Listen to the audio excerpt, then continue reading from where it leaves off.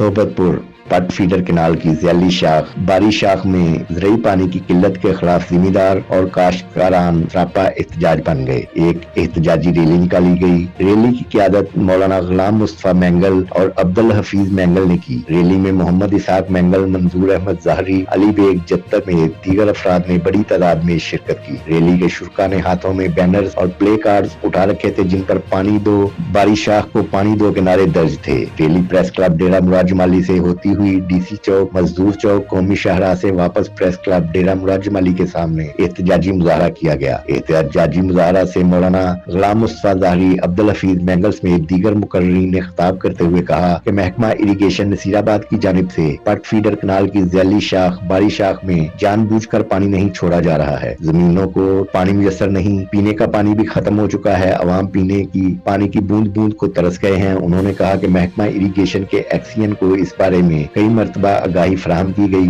मगर अभी तक ज़रूरी पानी की फराहमी मुमकिन नहीं हो सकी है। उन्होंने कहा कि ज़रूरी पानी ना होने के बायस हमारी जमीनें बंजर हो रही हैं, पानी की तलाश में परेशान हाल हैं। उन्होंने हकाम बाला से मुतालबा किया है कि फौरी तौर पर बारी शाख में पानी की फराहमी को यकीनी बनाया जाए। सूरत दीगर सख्त से सख्त एहतजाज किया जाएगा, जिसकी तमाम तर जिम्मेदारी महकमा इरिगेशन नसीराबाद पर होगी।